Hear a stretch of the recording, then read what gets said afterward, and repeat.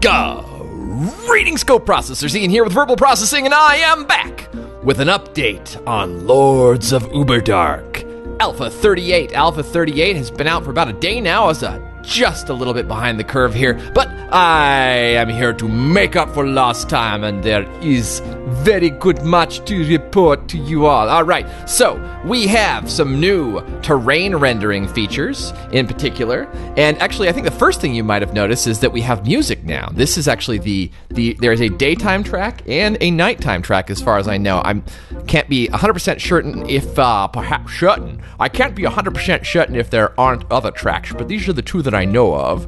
So let me just let's demonstrate the night track. Now there's actually been a change to the way we change to night as well. So here's the sun. We actually hold down C to advance the clock. We can watch the sun and moon spirit across the sky rather quickly. I guess I can't recall now, just right off the top of my head, if we had a sun in the last one, but I definitely don't remember this crazy moon here. So that's on deck at the moment. Now, of course, we have the ability to place torches, and actually torches have been changed. They look like very much a work in progress at this point, but they're not the little fire pots anymore. They are actually sort of torch-shaped, and right now they just align with the surface. In fact, if you hold down E, you can get an interesting technical display here of the surface of the world. I'm presuming these are all the voxels of the world, and I believe that the green lines are called surface normals, and they indicate which direction the average surface direction is facing for that normal. And I'll bet you that has to do with the new collision detection is what I'm referring to. I believe the collision detection has been significantly updated, so we'll do a little building later in this video and see how that goes. Another thing, I'm talking over the music. Let's enjoy. Or a little bongo there, is that what that is? Ooh. The delicate strains of the stringed instruments. All right, so that's the nighttime music. I like it quite a lot. Let's advance back to the daytime here. Where's the sun? I think I've gone through. There we go. Almost there, and there we go. All right. I thought I heard something snorting. I don't know if monsters come pre-populated in the world now. I don't think that's the case. Now, the terrain generation, as you can see, also includes, oh, that's interesting. You can cycle through a number of weapons using Q now, so you have the regular axe and the regular pickaxe, and you also have the blue axe and the blue pickaxe, and I've just learned that the regular pickaxe actually will not get you through stone. And there's some basic sound effects in there too, so that's pretty sweet. All right, so what I was about to say is we now have caves, and now the way the caves generate right now, it's a little odd, but it looks like the foundation for a nice system for making the sort of environment a little more interesting. I'm not sure what kind of elements would be populated in the caves ultimately, but they do tend to form nice little networks and do go into these very dark and creepy passages here. There we go. Throw down a few. Now, of course, without any limit on torches, there's not too much to be afraid of, and I don't believe any monsters spawn in the environment yet.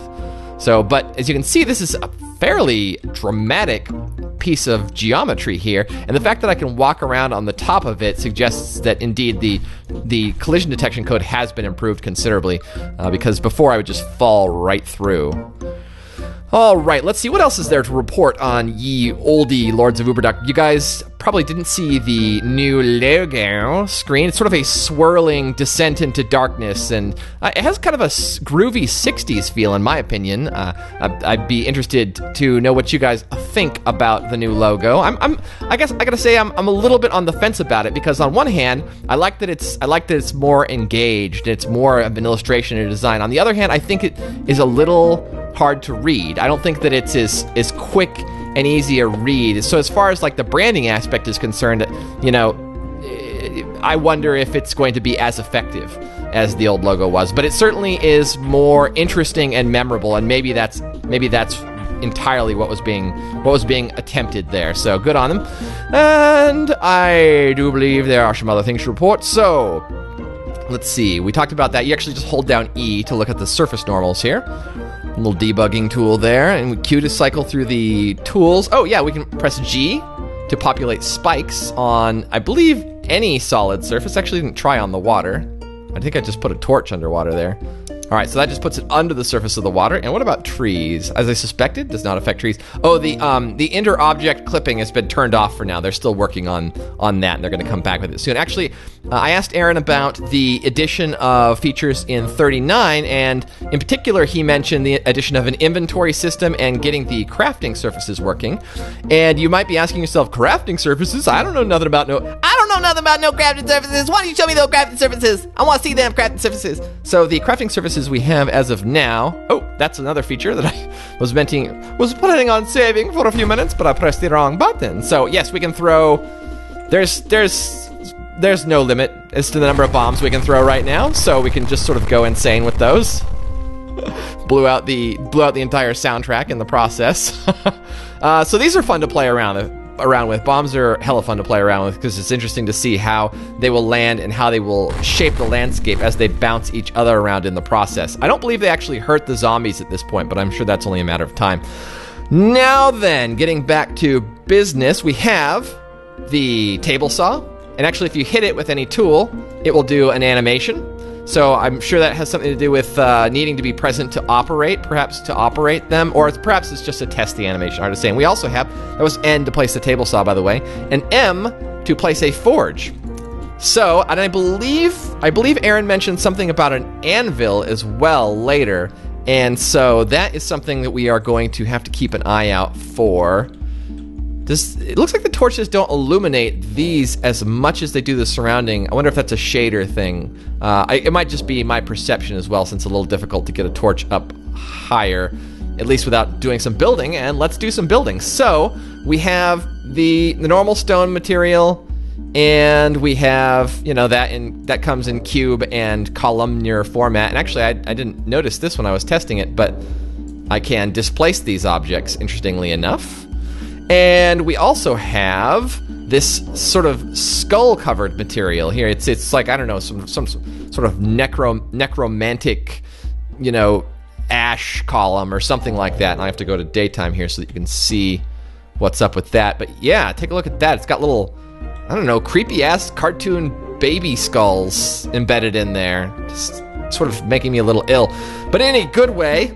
And we can place a torch up there, and let's go back to nighttime if we can here and see. I don't know. I'm kind of obsessed with just seeing how the light looks when it's coming from up high. This seems to be doing its job as per what you would expect. So we just get the default crazy purple, I don't know, crystal texture when we use square, the cubular construction format, which is, by the way, if you haven't seen my previous videos, it's control, right click, and then left click to put that down. And as I recall, several materials still default to that. Yeah, sand defaults to that as well. I'm gonna make it daytime here again so we can see what's up.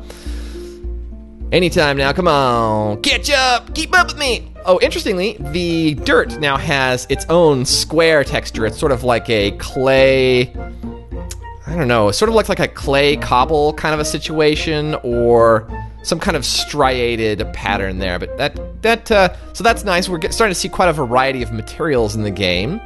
You can't do anything with logs at this point that I am aware of. I can't seem to place them in any meaningful way. You obviously just harvested them from the trees. And let's see, is there anything I missed? Table saws, we did bombs, advance the time of day, torches, spikes. You can put spikes up on the walls, which is pretty sweet. So, you can kind of get a sense of what not only the decorative, but the trap making options are going to be eventually here. I'm assuming there's going to be a lot of trap-like stuff, because I seem to recall reading that early on there was sort of a capture the flag or competitive multiplayer aspect to this game that was planned. So I think you can see the potential for being able to lay out rows of spikes and possibly create, bomb traps that depend on somebody breaking into a new chamber, and then your bombs are sort of positioned overhead so that they come crashing down at that time. I'm just speculating here. I don't have any inside information on that subject, but mouse, get on deck. There we go. Mouse, I'm none too happy with your performance right now. Let's get it together, shall we? Okay, so I do believe we've covered the stuff that I know about at this point, and it's just up to us to make the most of it. I'd love to see some cool creations. In fact, here's what I'm going to do. if you make a video response directly referring to this one, not just some random video that you already made, but a video response specifically for me, because, you know, ego and all, then I will authorize it on this video. I'll add it to this video, and we'll get people spreading the love around. Let's take a look at some cool Uberdark creations. I'm not seeing enough people building nutty stuff. So let's get some Uberdark creations made and start spreading the word. It's getting to be about that time. I could see all kinds of potential with stuff that is already in the game, and I want to start seeing it realized. So make yourself some Uberdark creations, get them featured right here on this video. And I do believe that will cover things for now. If you want to find me on Facebook, I'm VerbalProcessing, facebook.com/VerbalProcessing. If you want to find me on Twitter, I'm VerbalProcessing, no G on the end because they're stingy with the consonants over there for some reason. And of course, you already know where you can find me on YouTube, and I believe that covers everything. So until next time, this has been Ian with Verbal Processing, and I've had a very good time showing you the latest and greatest in AlphaDark 38. I will see you for 39, and if you want to hang around and watch some other stuff, you might be able to find some Terraria comics. You might be able to find some Dead Island humorous items to enjoy, and, you know, check those out on Verbal Processing. Let me know what you think. Take care, and cheers.